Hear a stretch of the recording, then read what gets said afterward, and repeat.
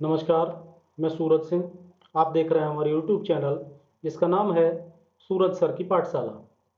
आज हम एक नए वीडियो के साथ हाजिर हैं और वो है NCERT कक्षा 12 नागरिक शास्त्र की किताब समकालीन विश्व राजनीति।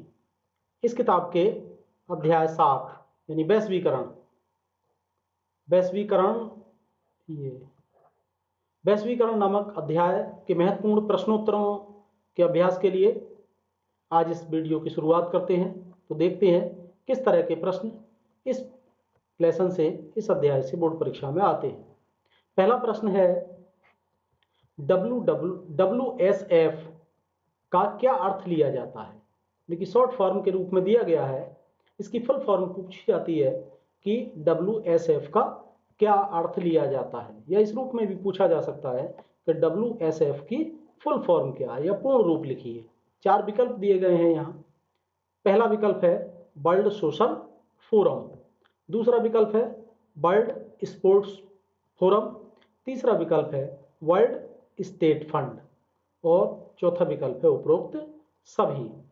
इसमें देखिए, आपको कंफ्यूज करने के लिए तीनों विकल्प, पहले जो तीनों विकल्प हैं वो कम से कम एक जैसे प्रतीत होते हैं, इसलिए बहुत सावधानी से इसको आपको देखना है। और इस WSF का जो सही आंसर है, फुल फॉर्म है, वो है पहला विकल्प, वर्ल्ड सोशल फोरम। तो ये इसका सही आंसर होगा। नेक्स्ट क्वेश्चन देखते हैं, और नेक्स्ट क्वेश्चन भी इससे संबंधित है, और जो कि दूसरा क्वेश्चन है, इसमें भी WSF की पहली बैठक कहाँ हुई। ये पूछा है कि WSF की पहली बैठक कहाँ हुई थी, इसके बारे में पूछा गया है। 4 विकल्प दिए हैं। पहला विकल्प है भारत, दूसरा विकल्प है जापान, तीसरा विकल्प दिया है ब्राजील और चौथा विकल्प है इनमें से कोई नहीं। तो हम देखते हैं कि WSF की जो पहली बैठक है वो ब्राजील में हुई थी। ब्राजील दक्षिण अमेरिका में स्थित एक देश है और इसी देश में WSF की पहली बैठक हुई थी। तो इस तरह ये तीसरा विकल्प इस प्रश्न का सही आंसर है। नेक्स्ट, अगला तीसरा प्रश्न है।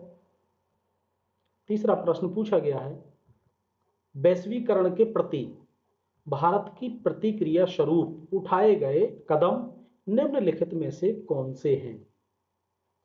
4 विकल्प दिए हैं। पहला विकल्प दिया है उद्योग नीति में सुधार, दूसरा विकल्प दिया है विदेशी निवेश, तीसरा विकल्प दिया है विदेशी प्रौद्योगिकी समझौते और चौथा विकल्प दिया गया है उपरोक्त सभी। तो इस तरह इसका जो सही आंसर है वो हम देखते हैं चौथा है, यानी भारत ने वैश्वीकरण के प्रति जो प्रतिक्रिया व्यक्त की उसके रूप में उद्योग नीति में सुधार किया, विदेशी निवेश को आकर्षित किया और विदेशी प्रौद्योगिकी के समझौते अन्य देशों के साथ किए हैं। इस तरह जो चौथा विकल्प है ये इस प्रश्न का सही आंसर है। अगले प्रश्न को देखते हैं, और अगला प्रश्न है चौथे नंबर का। इसमें पूछा गया है, वैश्वीकरण की प्रक्रिया से भारत को प्राप्त लाभ निम्न में से कौन सा है। यानी जो वैश्वीकरण की प्रक्रिया भारत में अपनाई गई उससे जो भारत को लाभ हुआ उसके बारे में 4 विकल्प दिए हैं और पूछा गया है कि उससे भारत को कौन सा लाभ हुआ है। जो विकल्प दिए गए हैं उन विकल्पों को देखते हैं। पहला विकल्प है, वैश्वीकरण की प्रक्रिया के कारण भारत की आर्थिक विकास दर, यानी आर्थिक विकास दर की बात कही है, आर्थिक विकास दर में वृद्धि हुई है, ये बात पहले विकल्प में कही गई है। दूसरा विकल्प, वैश्वीकरण की प्रक्रिया से भारत में बुनियादी एवं ढांचागत सुविधाओं का विकास हुआ, ये दूसरा विकल्प है। तीसरा विकल्प है, वैश्वीकरण की प्रक्रिया से भारत को आधुनिकतम तकनीक और प्रौद्योगिकी प्राप्त हुई है। चौथा विकल्प दिया गया उपरोक्त सभी। तो तीनों की अगर बात करें तो तीनों बातें भारत के संदर्भ में, भारत के मामले में वैश्वीकरण के संदर्भ में बिल्कुल सच साबित होती है। इसलिए हमारा जो विकल्प चौथा सही है, यानी उपरोक्त तीनों बातें बिल्कुल ठीक है, तीनों बातें सही हैं। यानी वैश्वीकरण की प्रक्रिया के संबंध में जो भारत द्वारा लाभ प्राप्त किया गया है वो तीनों ही प्रकार का लाभ प्राप्त हुआ है। अगला पांचवा क्वेश्चन है, वर्तमान समय में विश्व में निम्नलिखित विचारधारा पाई जाती है। यानी विचारधारा के बारे में पूछा है, यानी दुनिया में कौन सी विचारधारा वर्तमान समय में पाई जाती है। 4 विचारधाराओं के नाम हैं। पहला विकल्प दिया है नाजीवादी, दूसरा विकल्प है फासीवादी, तीसरा विकल्प वैश्वीकरण और चौथा विकल्प है उपरोक्त सभी। तो इस तरह हम देखते हैं कि जो विचारधारा है वो विचारधारा के रूप में कमोबेश पूरे दुनिया में वैश्वीकरण की प्रक्रिया है। यानी वैश्वीकरण के विचार को ही सभी देश समाहित किए हुए हैं। अधिकतर बहुसंख्यक देश वैश्वीकरण की प्रक्रिया में शामिल हैं, इसीलिए हमारा ये सही आंसर हो जाएगा। अगला प्रश्न देखते हैं, और अगला प्रश्न भी वैश्वीकरण से संबंधित है, जो कि छठा है। इसमें पूछा गया है कि वैश्वीकरण का प्रभाव भारत में। अब 4 विकल्प दिए गए हैं। भारत पर वैश्वीकरण के प्रभाव के विषय में 4 विकल्प दिए हैं। पहला है पाया जाता है, दूसरा नहीं पाया जाता, तीसरा विकल्प दिया है का और खा दोनों, और चौथा विकल्प दिया है उपरोक्त सभी। तो देखिए हम देखते हैं कि भारत भी वैश्वीकरण की प्रक्रिया में शामिल है, और इसलिए हमारा पहला विकल्प सही आंसर होगा। अगला क्वेश्चन है क्वेश्चन नंबर 7। भारत में वैश्वीकरण का आरंभ कब से माना जाता है। यानी आरंभ कब से माना जाता है, ये पूछा गया है कि क्या भारत शुरुआत से ही वैश्वीकरण की प्रक्रिया में शामिल था या बाद में शामिल हुआ। इससे संबंधित 4 साल दिए गए हैं 4 विकल्पों के रूप में। देखते हैं कौन से हैं। पहला विकल्प है 1995, दूसरा विकल्प है 1991, तीसरा विकल्प है 1989 और चौथा विकल्प है 1987। तो भारत ने 1991 में वैश्वीकरण की प्रक्रिया को अपनाया, और इस तरह इस आंसर का दूसरा विकल्प सही होगा। नेक्स्ट क्वेश्चन 8वां क्वेश्चन है, भारत में वैश्वीकरण का समय समय पर किसने विरोध किया। देखिए ये आसान नहीं था। जब भारत ने 1991 में वैश्वीकरण की प्रक्रिया को अपनाया तो देश के अंदर बहुत सारे लोगों ने इसका विरोध किया। यही बात पूछी गई है इस प्रश्न में कि वो विरोध करने वाले कौन से लोग थे।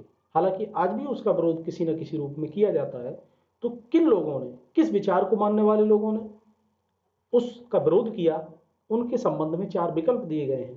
पहला विकल्प है वामपंथियों ने, दूसरा विकल्प है स्वयंसेवी संगठनों ने, तीसरा विकल्प है पर्यावरणविदों ने और चौथा विकल्प है उपयुक्त सभी ने। तो इस तरह हम देखते हैं कि जो वैश्वीकरण का विरोध किया गया वह विरोध भारत में वामपंथियों ने भी किया, बहुत सारे स्वयंसेवी संगठनों ने किया और पर्यावरणवादियों ने भी किया।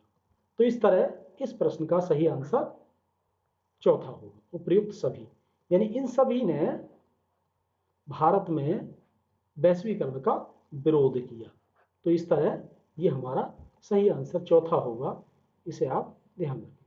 नेक्स्ट क्वेश्चन है क्वेश्चन नंबर 9।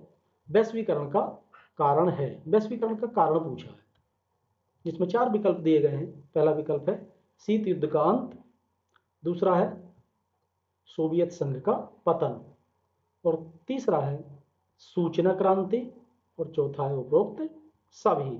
तो हम देखते हैं कि जो वैश्वीकरण की प्रक्रिया शुरू हुई, देखिए वैश्वीकरण भारत के संदर्भ में देखें तो वह 1991 में भारत ने वैश्वीकरण को अपनाया, और यही शीत युद्ध की समाप्ति का साल था। तो शीत युद्ध की समाप्ति 1991 में हुई, तो कहीं ना कहीं वैश्वीकरण के कारण के रूप में शीत युद्ध को भी की समाप्ति को भी माना जाता है। अगला सोवियत संघ का पतन। देखिए जैसे ही शीत युद्ध समाप्त हुआ सोवियत संघ का पतन हो गया, यानी ये 15 टुकड़ों में विभाजित हो गया, और सोवियत संघ के पतन की औपचारिक घोषणा भी 25 दिसंबर 1991 को कर दी गई। तो ये भी किसी न किसी रूप में वैश्वीकरण के से जुड़ा हुआ है, सोवियत संघ का पतन। नेक्स्ट है सूचना क्रांति।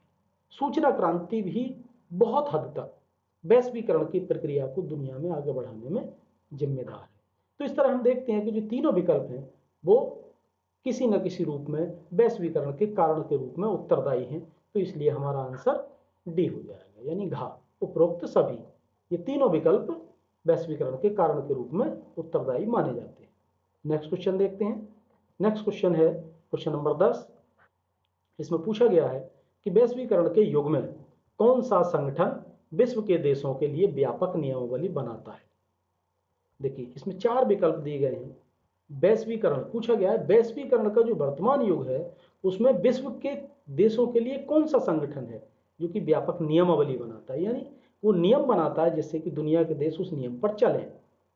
तो इसमें 4 विकल्प दिए गए हैं। पहला विकल्प दिया है विश्व व्यापार संगठन, दूसरा विकल्प दिया है अंतर्राष्ट्रीय मुद्रा कोष, तीसरा विकल्प दिया है सामाजिक और आर्थिक परिषद और चौथा विकल्प दिया है विश्व बैंक।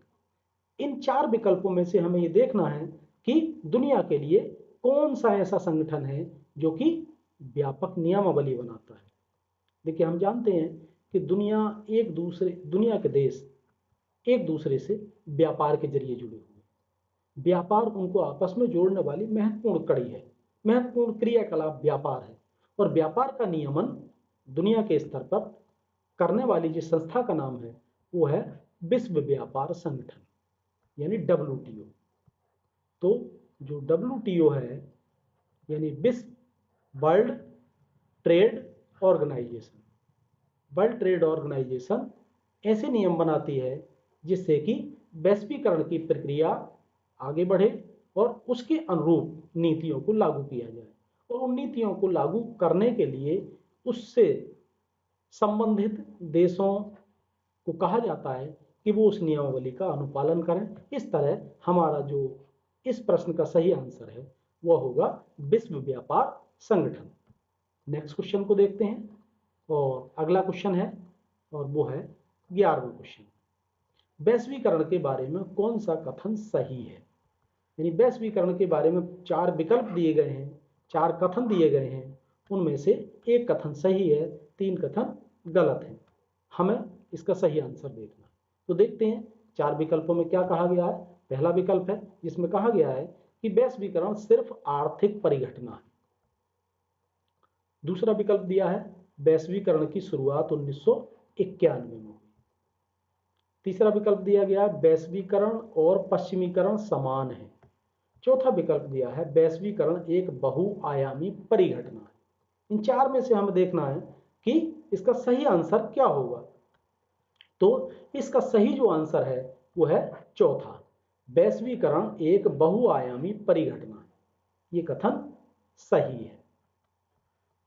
ठीक है, तो ये इस प्रश्न का सही आंसर होगा, यानी वैश्वीकरण दुनिया के लिए एक बहुआयामी परिघटना है। नेक्स्ट क्वेश्चन 12वां और अंतिम प्रश्न। इसमें पूछा गया है कि निम्नलिखित में से कौन सा कथन वैश्वीकरण के संबंध में गलत है। देखिए इसमें इसके बुलेट पूछा है। इससे पहले प्रश्न में सही पूछा था इसके बारे में, यहाँ गलत पूछा है और 4 विकल्प दिए गए हैं। पहला विकल्प वैश्वीकरण बहुआयामी है। दूसरा विकल्प वैश्वीकरण का प्रभाव अत्यधिक असमान है। तीसरा विकल्प इसके मूल्यों के मध्य संघर्ष उत्पन्न होता है। और चौथा विकल्प है वैश्वीकरण का कारण प्रौद्योगिकी है। प्रौद्योगिकी है ना। तो ये 4 विकल्प हैं। इन 4 विकल्पों में से हम देखते हैं कि इसमें सही आंसर कौन सा है, और वो आंसर है तीसरा, इसके मूल्यों के मध्य संघर्ष उत्पन्न नहीं होता। ये गलत है।